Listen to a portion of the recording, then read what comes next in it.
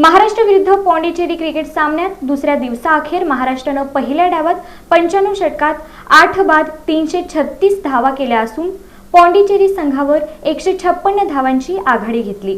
सोलापुरातील प्रसिद्ध इंदिरा गांधी पार्क स्टेडियमवर सुरू झालेल्या महाराष्ट्र विरुद्ध पॉंडिचेरी क्रिकेट सामन्यात दुसऱ्या दिवस अखेर महाराष्ट्रानं पहिल्या डावात 95 षटकात 8 बाद 336 धावा केल्या असून पॉंडिचेरी संघावर 156 धावांची आघाडी घेतली आहे। दुसऱ्या दिवशी पहिल्या सत्रात नाबाद जोडी हर्ष मोगावीरा आणि कप्तान सचिन धस यांनी खेळ पुढे सुरू ठेवत 49 धावांची भागीदारी रचली।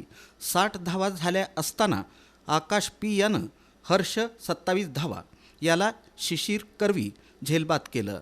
त्यानंतर आलेल्या दिग्विजय पाटील सोबत सचिन धसनं उपयुक्त फलंदाजी करत स्वतःचं सलग दुसरं अर्धशतक झळकावलं। दोघांमध्ये 59 धावांची भागीदारी झालेली असताना सचिन 54 धावा हा नमन शर्माद्वारे त्रिफळा बाद झाला। जेवणाला खेळ थांबला तेव्हा 39 षटकांमध्ये 3 बाद 161 धावा अशी धावसंख्या झालेली।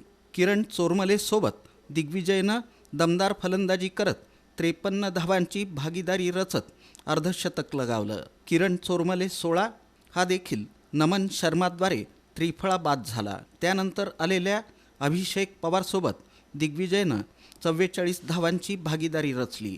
नमन शर्मानं पृथ्वी खन्नाद्वारे अभिषेकला 10 धावांवर झेलबाद केलं। त्यानंतर आलेल्या अजय बोरुडे सोबत प्रभावी फलंदाजी करत दिग्विजयनं सलग दुसऱ्या सामन्यात शतक झळकावलं।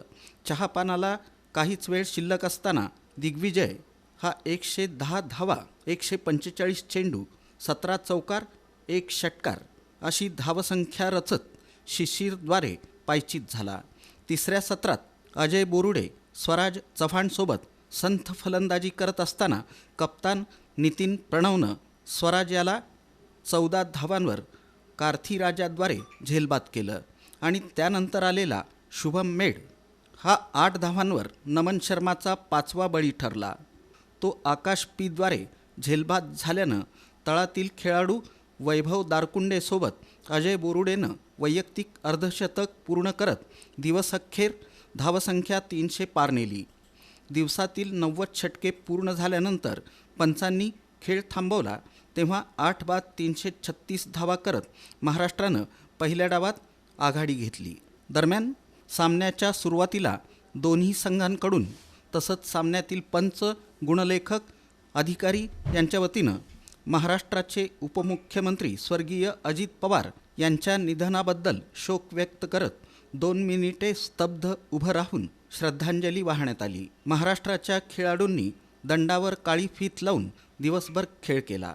सोलापूर जिल्हा क्रिकेट संघटनेच्या वतीनं विविध समित्या या सामन्यासाठी कार्यरत असून सर्वांकडून अतिशय उत्तम नियोजन केलं असल्याचं पाहुण्या पॉंडिचेरी संघाचे व्यवस्थापक रामदासी यांनी सांगितलं।